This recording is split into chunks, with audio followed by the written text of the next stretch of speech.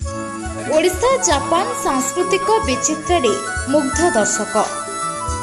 ओडिशा और जापान कलाकारंकर सांस्कृतिक विचित्र और विविधतारे मंत्रमुग्ध होई उठिथिले दर्शक। समग्र ताल बणियारी गुंजरी उठिथिला तुहाको तुहा करताली। संध्यारे तालबणिया पार्किंग स्थलठरे ओडिशा जापान सांस्कृतिक कलाकार मानक मिलित आनुकूल्य सांस्कृतिक विचित्र कार्यक्रम अनुष्ठित होइथिला। इंडो जापान फ्रेंडशिप सेंटर रो सभापति श्रीमंत कुमार दासंक अध्यक्षतारे अनुष्ठित होइथिला एही ओडिशा जापान महोत्सव। एथिरे अतिथि भावरे अतिरिक्त जिलापाल नीलमाधव भोई, जिला परिषदर मुख्य उन्नयन अधिकारी प्रियरंजन पृष्टि, पौर निर्वाही अधिकारी अभिमन्यु बेहरा, उपजिलापाल राजकिशोर जेना, पर्यटन सहकारी निर्देशक सरोजकांत प्रधान, सूचना और लोकसंपर्क उपनिर्देशक संतोष कुमार सेठी, आईआईसी सुनील प्रधान, अतिरिक्त जिलापाल शरचंद्र बेहरा, अतिरिक्त आरक्षी अधिकारी सुशील कुमार मिश्र, विष्णुचरण पति, ट्राफिक आईआईसी जयदीप महांती सहित पुरीर विभिन्न थाना अधिकारी माने जोगदे एही पर्व जापान भारत मध्य सांस्कृतिक भाव विनिमय सहित दुई देश मध्य भाईचारा प्रतिष्ठा करिबारे सहायक हेबो बोली कहिथिले।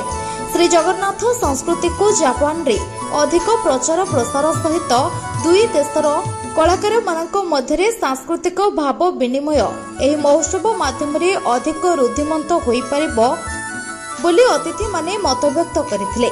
ओडिशा जापान पर्वर सफलता कामना करने सहित समस्त सदस्य और कलाकार मानकु अतिथि माने शुभेच्छा जणाइथिले।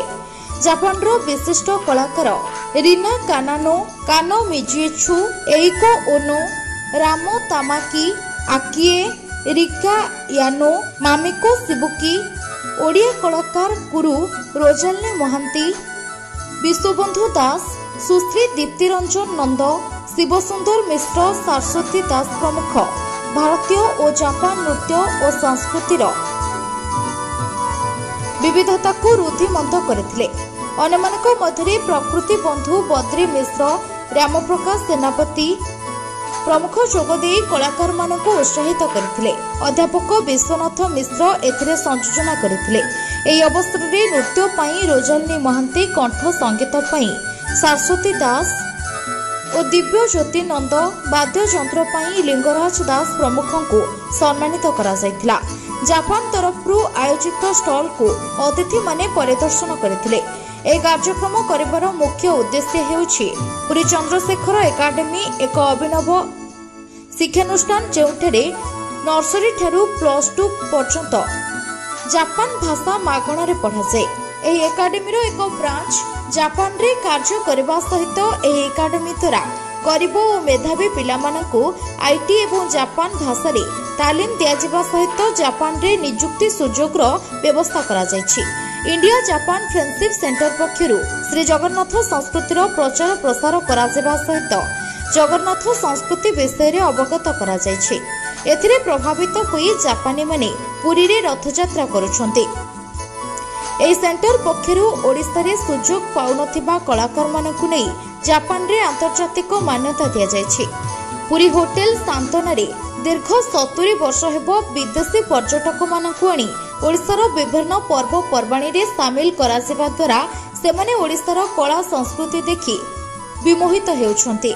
ओडिशार विभिन्न बुद्धिस्ट पर्यटन स्थल गुड़िक जापानी पर्यटक बुली देखिबा सहित ओडिया परंपरा को जापानी पर्यटक माने आम संस्कृति अनुसार विवाह करबाकू इच्छा प्रकाश करिबार देखिबाकू मिलिछि बोली इंडो जापान फ्रेंडशिप सेंटर रो सभापति श्रीमंत कुमार दास प्रकाश करिसंति।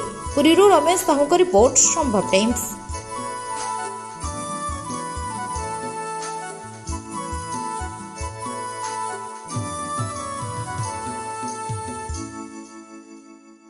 श्रीमंत Kumar Das, president India Japan friendship centre. आज कल जो आप देखिए ओडिशा जापान फेस्टिवल जो तालबणी होता 100 रु अधिक जापानी कलाकार मैंने जोगदे और ओडिशा आर्टिस्ट मैंने भी जोगदे गोटे मंच में उभय देशर कलाकार मैंने परफॉर्मेंस देखापी सुजोग दिखाई ताने आमर ओडिशार कला संस्कृति जापानी मैंने देखिपारे और जापान कला संस्कृति आम देखिपर उभय देशर कल्चरल एक्सचेंज प्रोग्राम गोटे मंच ତେଣୁ ଏହା ଦ୍ୱାରା କ'ଣ ହେବ ଆମ କଳା ସଂସ୍କୃତିଟାକୁ ପ୍ରଚାର ପ୍ରସାର ହୋଇପାରିବ ଏବଂ ପର୍ଯ୍ୟଟନର ଉନ୍ନତି ହୋଇପାରିବ ବୋଲି ମୁଁ ଆଶା କରୁଛି।